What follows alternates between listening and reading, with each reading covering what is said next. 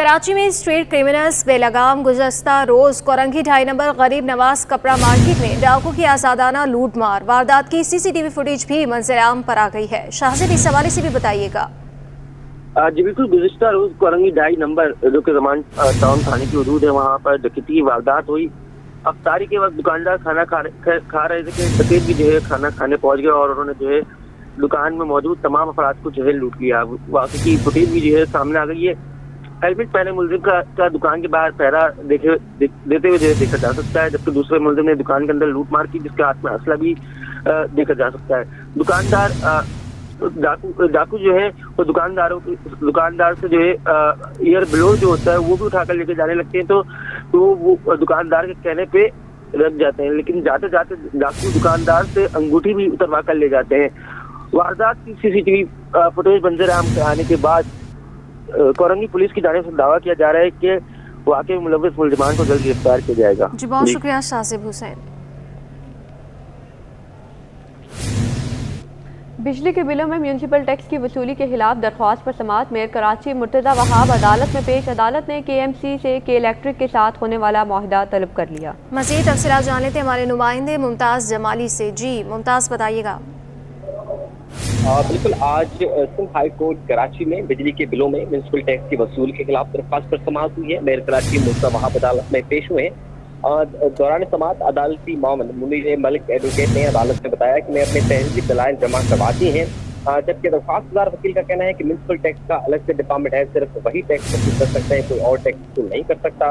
उन्होंने मज़ीद ये भी कहा कि इलेक्ट्रिक एक अलग कंपनी है, वो बिजली की फराहमी का काम करती है, और जिस पर अदालत ने उनसे इस्तफसार किया कि आपका कहना है कि किसी थर्ड पार्टी के जरिए म्यूनसिपल टैक्स इकट्ठा जो है वो नहीं किया जा सकता। जिस पर दरख्वास्तदार के वकील ने अदालत को बताया कि सिर्फ सरकारी मुलाजमी ये टैक्स वसूल कर सकता है और कोई नहीं कर सकता। अगर हम ये टैक्स नहीं देंगे तो हमारी बिजली जो है काट दी जाएगी। वकील के दरख्वास्तदार का ये भी कहना है कि इलेक्ट्रिक के जरिए म्यूनसिपल टैक्स की वसूली लोकल गवर्नमेंट एक्ट की खिलाफवर्जी है, जिस पर जस्टिस सलाउद्दीन पवर ने उनसे इस्तफसार किया कि इससे एक आम आदमी जो है वो कैसे मुतासर हो सकता है। इस पर दरख्वास्तदार के वकील ने कहा कि आम आदमी अगर ये टैक्स नहीं देगा तो उसकी जो है बिजली काट दी जाएगी। नेपरा के इलेक्ट्रिक को ये जिम्मेदारी है कि उसके तहत भी के इलेक्ट्रिक ये टैक्स वसूल नहीं कर सकता। म्यूनसिपल टैक्स देने को तैयार है मगर के इलेक्ट्रिक के जरिए नहीं देंगे, ये दरख्वास्तदार के वकील का कहना है। जबकि मेयर कराची मुर्तज़ा वहाब का कहना था कि KMC का के इलेक्ट्रिक के साथ वो एग्रीमेंट हुआ है, वो जमा करवाया हुआ है, जिस पर अदालत ने उनसे इस्तफसार किया कि आप क्यों जोर दे रहे हैं कि के इलेक्ट्रिक के जरिए टैक्स वसूली पर और भी इदारे मौजूद हैं।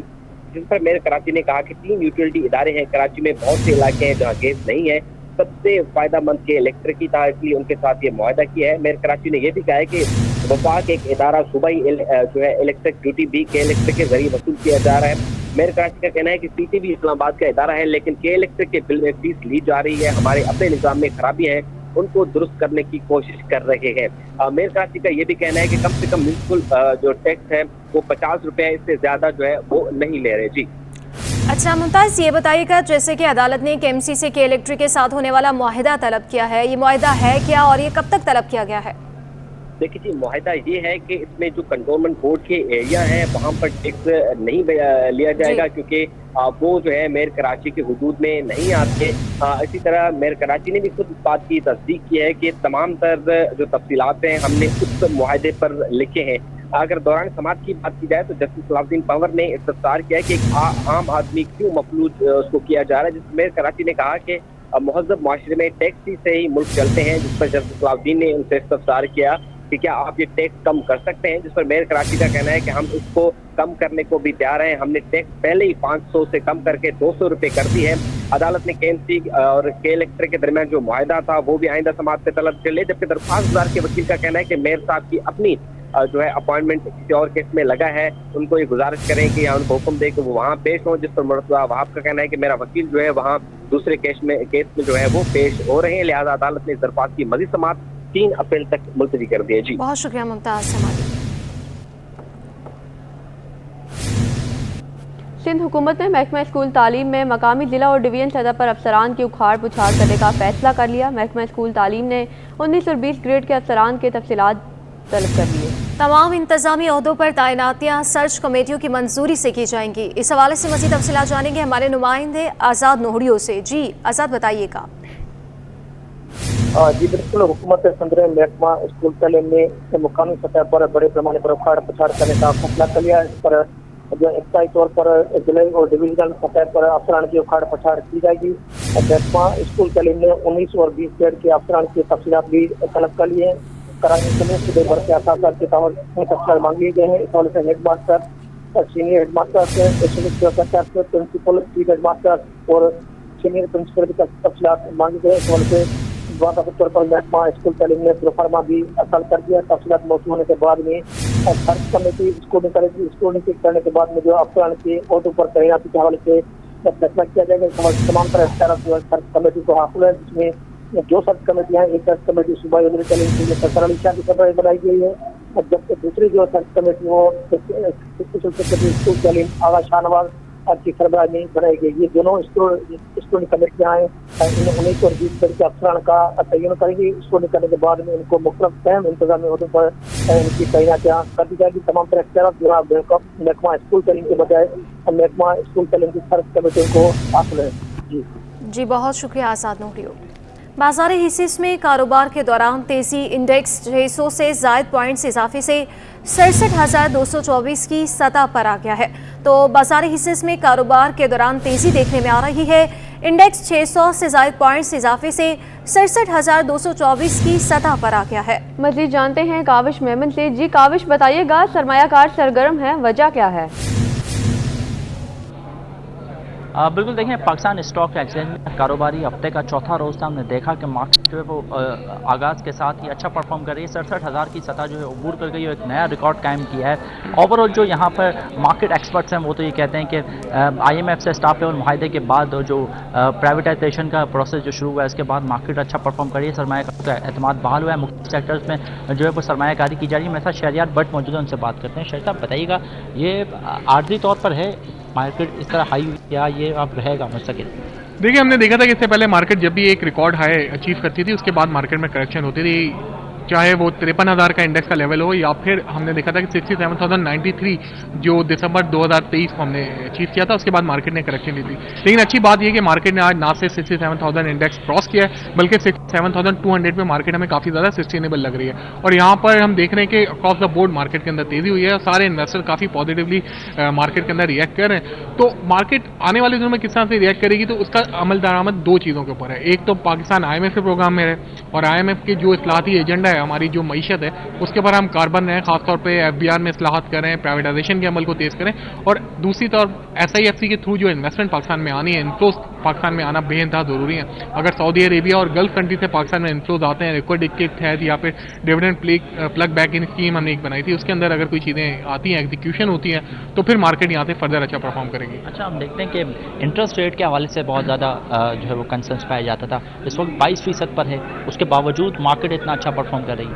जी बिल्कुल, आपने बिल्कुल सही कहा कि हमेशा से यही देखने में आया कि जब भी इंटरेस्ट रेट हाई होता है या फिर नेशनल सेविंग के रेट्स अगर इंक्रीज होते हैं तो स्टॉक मार्केट नीचे आना शुरू होती है। लेकिन बावजूद इसके कि रिकॉर्ड हाई इंटरेस्ट रेट है, सेविंग रेट काफ़ी ज़्यादा रिकॉर्ड्स पे हैं, लेकिन फिर भी स्टॉक मार्केट बहुत अच्छा परफॉर्म कर। इसकी वजूहत ये पाकिस्तान स्टॉक मार्केट में पोटेंशियल बेनता है। अभी भी स्टॉक प्राइसेस काफ़ी ज़्यादा डाउन साइड पे। अगर सिर्फ बैंकिंग की बात करें तो लास्ट ईयर इन्होंने 70% अपने प्रॉफिट इंक्रीज किए। सारे बैंक्स आप देखें, इनकी बैलेंस शीट चेक करें, इनके डिविडेंड पे आउट चेक करें, कभी हिस्ट्री में इतना डिविडेंड नहीं दिया। पावर सेक्टर ने हिस्टोरिकल डिविडेंड दिए हैं। फिर इसके साथ साथ IT के स्टॉक बहुत अच्छा परफॉर्म कर रहे हैं और आने वाले दिनों में जिस तरह से हमें लग रहा है कि ऑयल एंड गैस में बड़ी डेवलपमेंट होने जा रही हैं और जो इंडिविजुअल स्टॉक की भी अगर हम बात करें तो अभी रिकॉर्ड हाई से काफ़ी नीचे ट्रेड कर रहे हैं। तो पोटेंशियल बरकरार है।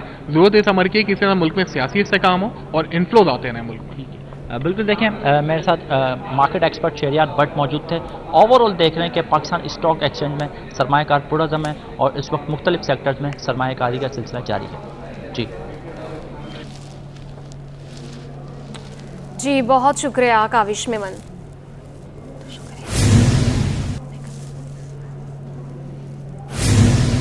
रुपए की ऊंची उड़ान जारी, डॉलर जमीन बोस हो गया। डॉलर के मुकाबले में रुपए की कदर में बेहतरी। इंटरबैंक में कारोबार के दौरान डॉलर की कदर में 14 पैसे की कमी। डॉलर 278.04 रुपए से कम होकर 277.90 रुपए पर आ गया है। मजीद जानते हैं अशरफ खान से। जी अशरफ, बताइएगा डॉलर मजीद कितना सस्ता होने का इम्कान है? जी यहाँ पे माहिदीन यही कह रहे हैं कि IMF का जो स्टाफ लेवल मुआहिदा हुआ है जिसमें $1 अरब 10 करोड़ की जो है बात तय हुई है। अब एग्जीक्यूटिव बोर्ड जो है IMF का वो 15 अप्रैल तक जो है उसकी मंजूरी दे देगा, जिसके ऊपर जो है रुपए पर प्रेशर कम देखा जा रहा है। और यहाँ पे आज कारोबार के दौरान इंटरबैंक में डॉलर 14 पैसे सस्ता हो गया, 278 रुपए की सतह से नीचे आ गया। इस वक्त इंटरबैंक में डॉलर 277 रुपए 90 पैसे पे ट्रेड कर रहा है। मार्ची माहिरीन का कहने के एक्सपेक्टेड ये देख रहे हैं 275 276 तक डॉलर आ जाएगा। जी अशरफ, हमारे साथ ही रहिएगा।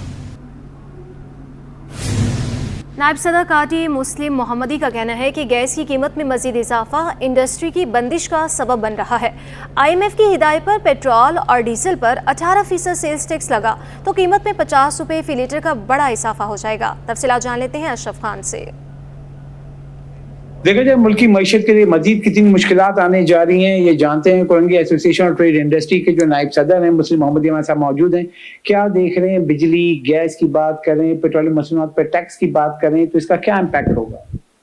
बिस्मिल्लाहिर्रहमानिर्रहीम। देखिए, अभी जो एक अर्जेंटली जो एक प्रॉब्लम हुआ है और जो इम्प्लीमेंट हो गया है, आपके भी नॉलेज में होगा कि पंजाब में इस वक्त तकरीबन 155% गैस के निर्ख बढ़ गए और सिंध के सूबे में भी ये उसी हिसाब से या उसी की पैरिटी में बढ़ाने जा रहे हैं कि जो कि बिल्कुल ही गैर मुनासिब है। किसी भी चीज़ के निर्ख अगर गैस के 155% एक ही गो में बढ़ेंगे तो आप मुझे बताएं कि कोई भी सरमाएदार आजकल इस मुनाफे पे काम नहीं कर रहा है कि वो इस किस्म के इंक्रीज का मजाज हो सके। नतीजा उसका वही होगा कि जहां अभी ऑलरेडी बहुत सारे क्लोजर्स हो रहे हैं, खुसूसन कोरंगी इंडस्ट्रियल एरिया में तो हम लोगों के भी नॉलेज में है और दूसरे सूबों में भी हो रहा है यही कि आहिस्ता आहिस्ता जो लोग नहीं अफोर्ड कर पा रहे हैं वो बंद कर रहे हैं। एक तो गैस का ये इम्पैक्ट आ गया, दूसरा ये कि अब जो पेट्रोलियम के ऊपर जो ये इसकी जो उसका GST 18% का इम्पैक्ट अगर आप करेंगे तो कहने में और देखने में तो आप 18% की बात कर रहे हैं, लेकिन अगर आज 280 रुपए का पेट्रोल है उसका 18% आप करें वो तकरीबन 50 रुपए बनता है। जिसका मतलब ये होगा कि आपका पेट्रोल 330 रुपए के ऊपर चले जाएगा। तो क्या हमारी मईशत, क्या हमारी इकोनॉमी इस चीज़ की मुतअम्मिल हो सकती है? मैं समझता हूँ नहीं। और उसका डायरेक्ट इम्पैक्ट ये होगा कि आप देखेंगे कि ये सनतें बंद ऑलरेडी हो रही हैं और ज़्यादा होंगी। जैसे कि आपने सुना, शदीद कंसर्न शो किया है। यहाँ पे बिजनेस कम्युनिटी ये कंसर्न शो कर रही है कि ना सिर्फ बिजली गैस, इसके बाद अब पेट्रोलियम मसनूआत पे 18% का GST आयद होता है तो महंगाई का तूफान आएगा और कोई भी इसको बर्दाश्त नहीं कर पाएगा। जी बहुत शुक्रिया। अब आपको बताएं कि सिंध में सेनेट की 12 नशिस्तों पर पार्टी पोजीशन वाज़ेह हो गई। 7 जनरल नशिस्तों पर 5 पीपल्स पार्टी और 1 नशिस्त पर MQM की जीत यकीनी है। असल मार्का आज़ाद उम्मीदवार फैसल वावडा की नशिस्त पर है। फैसल वावडा की कामयाबी की सूरत में पीपल्स पार्टी के एक उम्मीदवार की शिकस्त का सामना करना पड़ेगा। सिंध में सेनेट की 12 नशिस्तों पर पार्टी पोजीशन इस वक्त वाज़ेह हो चुकी है, जिसमें 7 जनरल नशिस्तों पर 5 पीपल्स पार्टी और 1 नशिस्त पर MQM की जीत यकीनी है। मज़ीद तफसीलात जानते हैं हमारे नुमाइंदे आजिज़ जमाली से, जो इस वक्त हमारे साथ बराह रास्त मौजूद हैं। जी आजिज़, बताइएगा इस हवाले से। जी देखिए, 2 अप्रैल को सेनेट का इलेक्शन है और सिंध असेंबली में आज काफ़ी पोजीशन वाज़ेह हो चुकी है। वो इसलिए कि इन 12 नशस्तों में 2 टेक्नोक्रेट्स, 2 ख़वातीन और 1 अक़लियत नशस्त। इन तमाम नशस्तों पे पाकिस्तान पीपल्स पार्टी की जीत यकीनी है, चूँकि उनके सामने जिन आज़ाद उम्मीदवारों का PTI सपोर्टर आज़ाद उम्मीदवारों का मुकाबला है उनका तादाद बहुत कम है असेंबली के अरकान की। बकिया बचती हैं 7 जनरल नशस्तें, जिसमें पोजीशन कुछ इस तरह है कि 6 उम्मीदवार पाकिस्तान पीपल्स पार्टी के हैं, 1 उम्मीदवार MQM का है और 1 आज़ाद उम्मीदवार हैं। तो MQM का 1 उम्मीदवार जो आमिर चिश्ती हैं उसकी जीत यकीनी है, चूँकि MQM के पास सिंध असेंबली में 36 वोट हैं। कोई 20 से 21 वोटों का रेशो होगा 1 सेनेटर के लिए।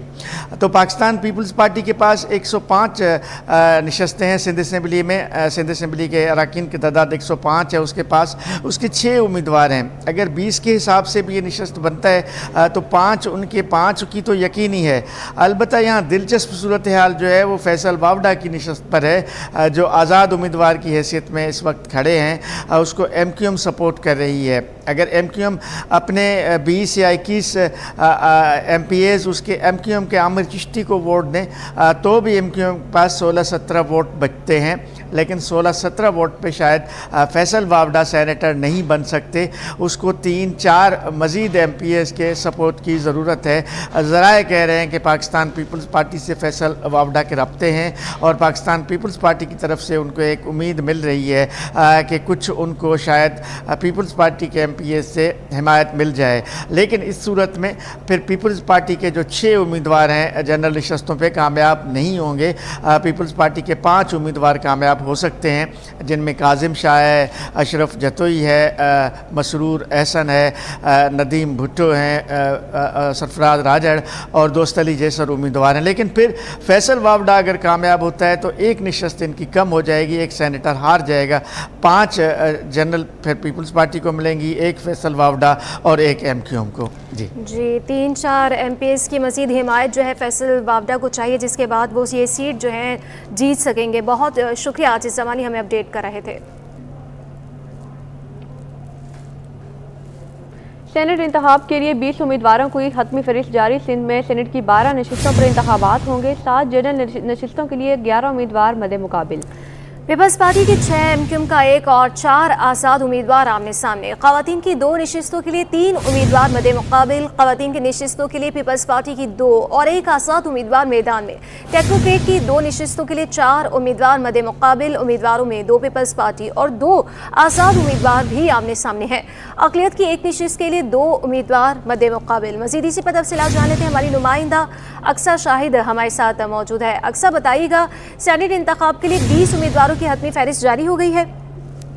जी बिल्कुल, इलेक्शन कमीशन ने सिंध में होने वाले सेनेट की 12 नशिस्तों पर इंतखाबात के लिए उम्मीदवारों की हतमी फहरिस्त जो है वो जारी कर दी है। सिंध में सेनेट की 12 नशिस्तों पर इंतखाबात होंगे। सिंध सेनेट की 12 नशिस्तों के लिए 20 उम्मीदवार जो है वो मद्दे मुकाबिल होंगे।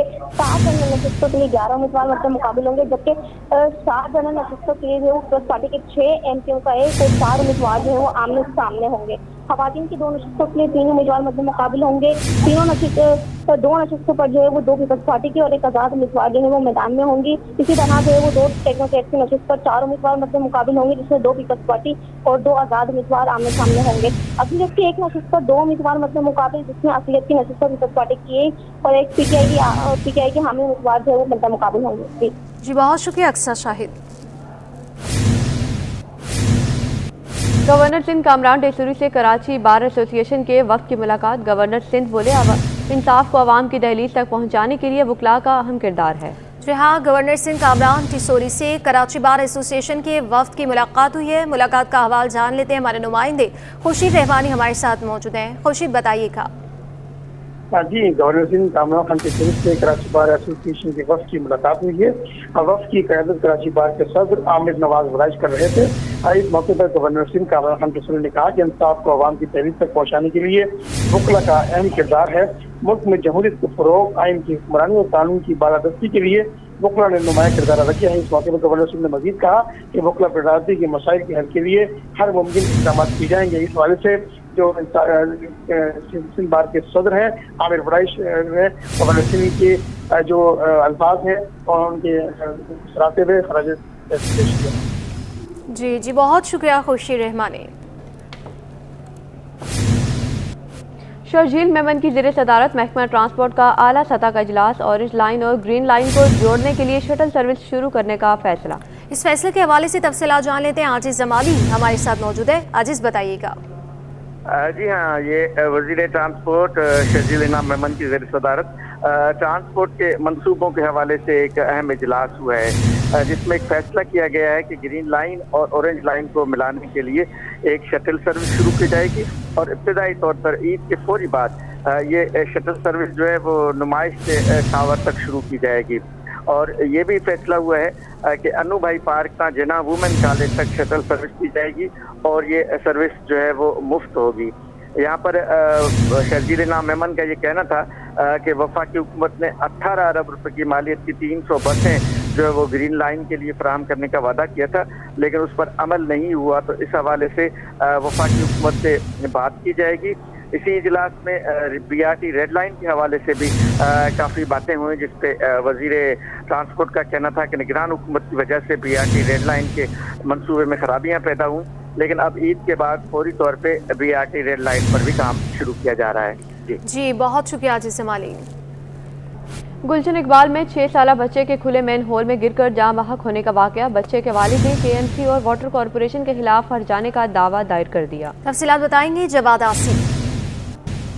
जी बिल्कुल, देखें गुलशन इकबाल में 6 साला अभियान के खुले गटर में गिरकर लापता होने का मामला है। बच्चे के घर वालों ने बल्दिया उस्मा कराची और वाटर एंड सेवरेज बोर्ड के खिलाफ सीनियर सिविल जज शर्की की अदालत में हर्जाने का दावा दायर कर दिया है। दरख्वास्त में कहा गया है कि वाटर बोर्ड से 6 करोड़ रुपए और 6 करोड़ 2 लाख रुपए हर्जाना जो है वो दिलाया जाए।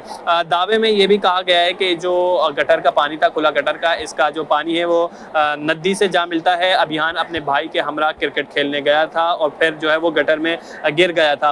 दरख्वास्त गुजार के वकील उस्मान फारूक एडवोकेट के मुताबिक जो है इन जो ऑन हाइट्स के रिहायशी हैं उन्होंने पहले ही सूबाई मुहतसिब के पास जो है गटर के ढक्कन ना होने की शिकायत दर्ज करवा रखी थी। इनमें जो 2 मुकदमे में जो 10 माह बाद दर्ज हुआ था और उसमें जो मुल्जिमान को नामजद किया गया था वो पहले ही सेशन अदालत से 5-5 लाख रुपए के जो है वो 5-5 लाख रुपए के इवज जमानत ले चुके हैं। मतन जो मुकदमे का था उसमें यही था कि खुले मैन होल में जो है पानी का बहाव बहुत ज्यादा था और गिरने वाक़या होने के आधे घंटे के बाद भी जो है रेस्क्यू टीम तो पहुंच गई थी, लेकिन मुताल्लिका इदारे का कोई भी शख्स जो है वहां पर मौजूद नहीं था और बाद में देर से आने पर भी वो इसमें नाकाम रहे। जबकि जो वाटर बोर्ड की एक्सीएन टीम है उन्होंने उनकी नहीं सुनी और इतराफ की सारी सड़कें जो है वो खोद डाली थी। जी, सिंध हाई कोर्ट में केस की समाअत के दौरान जज और सीनियर वकील में तल्ख जुमलों का तबादला। केस में दलाइल का पूरा मौका नहीं दिया जा रहा। एडवोकेट साथी इसहाक का मौक़िफ़। जी हाँ, इसी पर तफसीलात जान लेते मुमताज़ जमाली से। मुमताज़ बताइएगा। बिल्कुल, आज सिंध हाई कोर्ट कराची में केस की समाअत के दौरान जज और सीनियर वकील में तल्ख जुमलों का तबादला हुआ। सीनियर वकील साथी इसहाक का अदालत में मौक़िफ़ था कि केस में दलाइल का पूरा मौका नहीं दिया जा रहा, जिस पर जस्टिस जुल्फ़िकार अहमद खान ने रिमार्क दिए। केस सुन लिया है, अदालत से नामुनासिब रवैये पर 50,000 रुपए जुर्माना आयद किया जाता, जिस पर एडवोकेट साथी इसहाक ने मौक़िफ़ अख्तियार किया है कि अदालत का वकला से इंतहाई नामुनासिब रवैया है, मैं जुर्माना अदा नहीं करूँगा। जिस पर अदालत ने मजीद बोलने पर जुर्माने की रकम 50,000 रुपए से बढ़ाकर 1 लाख रुपए कर दी, जिस पर भी एडवोकेट साथी इसहाक ने मौक़िफ़ अख्तियार किया कि केस सुना नहीं जा रहा और जुर्माना आयद किया जा रहा है, हम अदा जो है जुर्माना नहीं करेंगे। अदालत ने जुर्माने की रकम मजीद बढ़ाकर 1.5 लाख रुपए कर दी। साथ ही साथ एडवोकेट ने मौक़िफ़ अख्तियार किया कि जितना चाहे जुर्माना लगाएं मगर अदा नहीं करेंगे, मैं खुद को गिरफ्तार के लिए पेश करता हूँ। लिहाजा साथ ही साथ एडवोकेट का जस्टिस जुल्फ़िकार अहमद खान के खिलाफ सुप्रीम जुडिशल काउंसिल को शिकायत दर्ज करने का फैसला किया है। साथ ही साथ एडवोकेट का कहना है कि वकला के साथ तज़हीक आमेज़ रवैया जो है वो इख्तियार किया जा रहा है। जी, अच्छा, ये बताइएगा मुमताज़ जमाली कि जैसे कि वो कह रहे हैं कि बोलने का मौका नहीं दिया जा रहा, तो इसकी क्या वजह बताई जा रही है? देखें जी, जब भी केस की समाअत होती है तो तमाम वकला या तमाम फरीक़ैन को बारी बारी जो है बोलने का मौका दिया जाता है। लिहाजा एडवोकेट साथ ही साथ ये मौक़िफ़ था कि केस में दलाइल का और जो है उनको पूरा मौका नहीं दिया जा रहा, लेकिन जस्टिस जुल्फ़िकार अहमद खान ने ये मार्क किया कि केस जो है वो आपका सुन लिया गया, आपके दलाल की सुन लिए गए, लेकिन अदालत के सामने साथी इसहाक का जो रवैया है वो नामुनासिब है, इसलिए उनके रवैये की वजह से 50,000 रुपये उस पर जुर्माना आयद किया गया। पहले 50,000 रुपये जुर्माना आयद किया गया, लेकिन साथी इसहाक ने जो है मौक़िफ़ अख्तियार किया कि जुर्माना आयद किया जा रहा है लेकिन केस नहीं सुना जा रहा। लिहाजा अदालत ने उस जुर्माने की जो रकम थी 50,000 से बढ़ाकर 1 लाख कर दी, लेकिन बावजूद उसके साथी इसहाक ने मौक़िफ़ अख्तियार किया कि वो जुर्माना अदा नहीं करेंगे, जिसकी वजह से अदालत ने जुर्माने की रकम में मजीद 50,000 रुपये इजाफा करके 1.5 लाख कर दिए, जिस पर एडवोकेट साथी इसहाक का मौक़िफ़ था कि वो खुद को गिरफ्तार करने के लिए पेश कर देंगे, गिरफ्तारी के लिए पेश कर देंगे, लेकिन जुर्माने की रकम जो है वो अदा नहीं करेंगे। जी, अच्छा मुमताज़ बताइएगा कि किस केस पर यह जुर्माना हुआ है? देखिए, ये केस जो है अब वो चल रहा था जहाँ पर सीनियर एडवोकेट साथी इसहाक के जो है वो दलाइल दिए जा रहे थे, लेकिन उसी दौरान ये मामला सामने आया जब एडवोकेट साथी इसहाक ने जो है वो बोलने की कोशिश की थी और उन्होंने ये मौक़िफ़ अख्तियार किया था कि उनको जो है वो सुना नहीं जा रहा, जिस पर अदालत ने केस में दलाइल का पूरा मौका नहीं दिया जा रहा है। और बहुत शुक्रिया मुमताज़ जमाली, इस हवाले से अपडेट कर रहे थे। 21 रमज़ानुल मुबारक को यौम अली अलैहिस्सलाम के मौके पर पुलिस ने सिक्योरिटी इंतजामात मुकम्मल कर लिए। जिला वस्ती में 2500 पुलिस एहलकारों को तैनात किया जाएगा। मज़ीद तफसीलात जानते हैं नुमाइंदा अनुषा जाफरी से, जो इस वक्त SSP सेंट्रल ज़ीशान शफीक के साथ मौजूद हैं। जी बिल्कुल, देखिए यौम अली अलैहिस्सलाम के जुलूस के हवाले से जो है वो डिस्ट्रिक्ट सेंट्रल पुलिस की जानिब से सिक्योरिटी के इंतजाम जो है वो मुकम्मल कर लिए गए। इस वक्त हमारे साथ SSP सेंट्रल ज़ीशान शफीक मौजूद हैं। इनसे बात करते हैं कि किस तरीके से सिक्योरिटी के इंतजाम किए गए हैं और सेंट्रल में जुलूस कहाँ से जो है वो गुजर कर अपनी मुकर्रर रास्तों से होता हुआ गुजरेगा। सर, ये बताइएगा सेंट्रल में कौन सी हदूद है, कौन से रास्ते हैं जहाँ से गुजरेगा और क्या सिक्योरिटी के इंतजाम किए गए हैं उसके लिए? जी, सेंट्रल जो है आपको पता है आबादी के लिहाज से सबसे बड़ा शहर है और हमारे पास 69 के करीब जो है इमाम बारगाहें हैं और उसमें हमारे पास जो इम्पोर्टेंट एरियाज़ हैं उसमें अंचोली है, लियाकताबाद है, अजीज़ाबाद है और रिज़विया है। तो यहाँ पे मुख्तलिफ जुलूस और प्रोग्राम्स होंगे, तो इस हवाले से हमने सारा सिक्योरिटी ऑर्डर तरतीब दिया हुआ है और अहले तशी के जो उलमा हज़रात हैं उनसे भी हमारी मीटिंग्स हो चुकी हैं और सिक्योरिटी ऑर्डर में ज़िले पुलिस है, उसके अलावा एडिशनल फोर्स हमें मिलेगी, वो डिप्लॉय हो रही है और रेंजर्स भी इसमें अपने जो है फ़राइज़ अंजाम देगी। तो उम्मीद करते हैं कि अच्छे इंतज़ाम ओवरऑल होंगे। सर, ये बताइएगा कितने पुलिस की कांस्टेबल्स हैं जो डिप्लॉय किए जा रहे हैं और कितना आपकी डिस्ट्रिक्ट सेंट्रल की हदूद होगी जहाँ से ये गुजरेगा, क्योंकि हम देख रहे हैं ईस्ट और साउथ में ज़्यादातर ये जुलूस गुजरता है। जी, मेन जो जुलूस है वो तो ईस्ट और साउथ में, हमारे पास छोटे जुलूस हैं और इस तरह घरों में प्रोग्राम हैं जो इमाम बारगाहें मैंने आपको बताई वहाँ पे है। तो हमारे कोई 2500 के करीब जो है पुलिस एहलकार होंगे डिप्लॉयड, जिसमें सारी ज़िले पुलिस और उसमें पेट्रोलिंग भी होगी, पिकटिंग भी होगी, मोटरसाइकिल गश्त भी है। तो ये तमाम इंतज़ामात हम करने जा रहे हैं।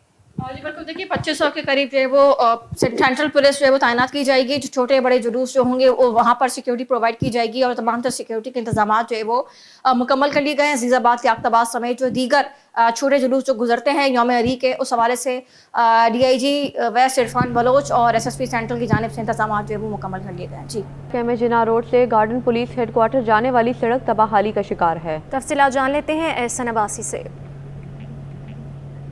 जी बिल्कुल, इस वक्त गार्डन हेडक्वार्टर के सामने मैं मौजूद हूँ। सूरत हाल जो है वो सड़क की ये है कि अतराफ़ के मकीन के साथ साथ वो तमाम गुजरने वाले जो गार्डन के रिहायशी हैं वो शदीद अजियत का शिकार हैं। गंदा सेवेज का बोसीदा निज़ाम जो है वो उससे पूरी सड़क को जो है वो गंदे पानी से घेर रखा है। कुछ मकीन भी हमारे साथ मौजूद है, उनसे बात करेंगे। सर, मुझे बताइएगा कब से है ये सूरत हाल? जी अस्सलाम वालेकुम। ये तकरीबन 1 हफ्ता होने को आ गया। पहले पानी थोड़ा बहुत था, अब इतना ज़्यादा पानी हो गया है कि आना जाना दुश्वार हो गया है।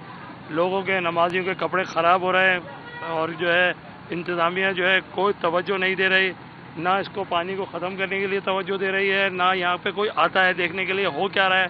आवाम कितनी मुश्किलात के अंदर है, किसी को परवाह नहीं है। हुकूमतें आती हैं, वायदे करती हैं और चली जाती हैं। लोगों का इतना बुरा हाल है, आप देख सकते हैं रोज़ाना आना जाना हो रहा है और किस तरह परेशान हो रहे हैं। तो हमारी दरख्वास्त है खुदारा जो भी इसके ज़िम्मेदार अफसरान हैं आएँ, इस मसले को देखें और हैंडल करें ताकि लोगों से अजियत से जान छूटे। बहुत शुक्रिया। भाई, मुझे बताइएगा आपकी यहाँ पे दुकान है, किस तरह काम कर रही है? इतनी बदबू है, इतनी गंद है। भाई ये बहुत परेशानी है, कारोबार बंद पड़ा हुआ है पानी की वजह से। आना जाना बच्चों का, हमारा हम नवाजी आदमी है और इधर से गुजर होती है तो कीड़े वीड़े आती हैं, दुकानों में बैठते बहुत कीड़े आती हैं।